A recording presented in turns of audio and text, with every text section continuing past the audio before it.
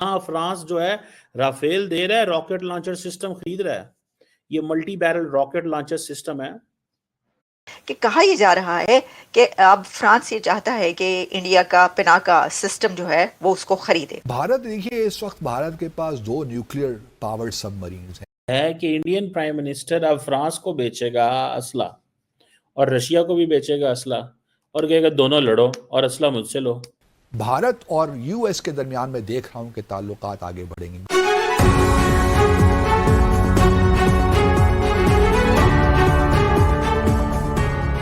तो arms deal जो है वो भी हो रही है और वो इस तरीके से कि एक तो ये कि जो पिनाका है वो उसके बारे में ये है कि फ्रांस अब वो खरीदना चाहता है, लेकिन इसी के साथ पीएम मोदी जो कि अमेरिका आ रहे हैं तो वो यहाँ पर हो सकता है, पॉसिबिलिटी है कि F-35 की बात करें, 5th generation fighter jet America से उसकी बात करें तो अमेरिका तो हाथ क्या देगा, वो कहेगा हमें ये चाहिए और आपको ये चाहिए, आप ये ले जाएं, हम ये ले लेते हैं।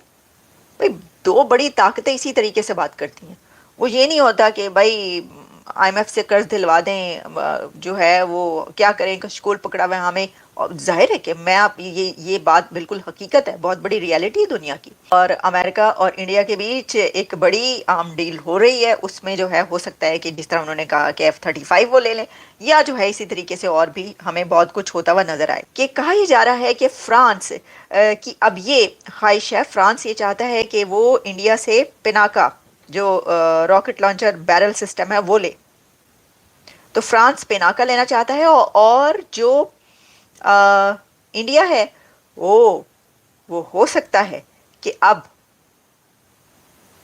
अमेरिका से F-35 ले। फ्रांस जो है वो बड़ी एक्टिव टॉक्स में है कि पिनाका जो है वो ले लो, सस्ता है। क्वेश्चन ये है कि अगर फ्रांस इंडिया से मिलिट्री हार्डवेयर खरीद रहा है तो गल तो फिर अगे निकल गई ना, बात तो भाई आगे निकल गई, बात यहां तो ना रही गई। डील सुनना हो गई है, लेकिन डील यानी कि होनी है, लेकिन टॉक्स कंप्लीट हो गई हैं। इंडिया सबसे बदले ले रहा है। क्या बदले ले रहा है? उन्होंने कहा जनाब मेरी बात सुने, एक वक्त था कि ये पाकिस्तान और इंडिया को इनसिक्योर करके हम दोनों को असला बेचते थे। आज यूरोप रशिया से इनसिक्योर है, रशिया यूरोप से इनसिक्योर है, हम दोनों को असला बेचते हैं। सो इंडिया अपना वेपन बेचेगा ना, इंडिया अपना वेपन फ्रांस को बेचेगा। रशिया दोस्त है, फ्रांस भी दोस्त है। तो वो जो इंडिया का आत्मनिर्भर भारत है, अपना मेक इन इंडिया है, उसमें तो वो फिर वो मोदी ने अगर फ्रांस को पिनाका रॉकेट यानी कि फ्रांस को अगर पिनाका रॉकेट सिस्टम बेच दिया तो इट मीन्स कि उनका वो जो मॉडल है वो कामयाब हो गया।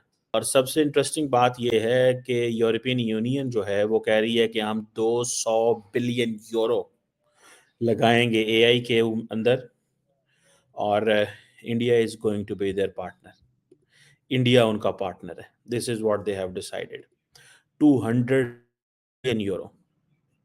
और नरेंद्र मोदी ने भी अपनी स्पीच कर दी। और अगला आपको पता है कि जो नेक्स्ट, ठीक है जी, जो नेक्स्ट एआई समिट है वो कहाँ होगी?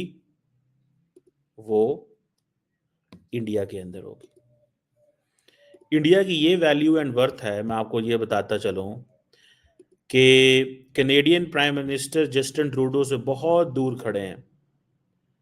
Canadian prime minister Justin Trudeau French president से बहुत दूर खड़े हैं। अगर मैं आपको ये दिखा सकूं, आप देखें कि मोदी साहब और फ्रेंच प्रेसिडेंट इकट्ठे खड़े हैं, फिर बाकी लोग हैं, और वो दाएं साइड पे आप देख रहे होंगे कि कैनेडियन प्राइम मिनिस्टर हैं, बिकॉज उनको पता है कि India has more worth and value than. Bharat ने के पास सबमरीन, एक तो देखिए ना, उन्होंने पहली जो सबमरीन उनकी बनी न्यूक्लियर, एक तो उनके पास है, अल्लाह भला करे आपका, अरिहांत। ये इन्होंने मेरे ख्याल में 2016 में ये कमीशन हुई थी। और उसके बाद जो दूसरी इनकी न्यूक्लियर पावर सबमरीन है बैलिस्टिक मिसाइल की, ये 2023 में अरिघात ये कमीशन हुई 2023 में। अब ये तीसरी न्यूक्लियर पावर सबमरीन, ये भी बैलिस्टिक मिसाइल के साथ है, अर्धिमन, अरिथमन है, जो भी नाम इसको देते, मुझे नहीं मालूम इसका मतलब क्या है। तो ये इस साल होने जा रही है। अच्छा, पाकिस्तान के पास न्यूक्लियर पावर्ड सबमरीन कोई नहीं है। प्राइम मिनिस्टर मोदी साहब जा रहे हैं 13 को मेरे ख्याल में 13 फरवरी को उनकी मुलाकात है वाइट हाउस में। तो ये तमाम इश्यूज़ वहाँ पे आएंगे। और मैं देख रहा हूँ कि ट्रंप साहब के होते हुए और मोदी साहब के होते हुए इनके ताल्लुकात में और गहराई आएगी, ख़ास तौर पे इंटेलिजेंस के मामले में।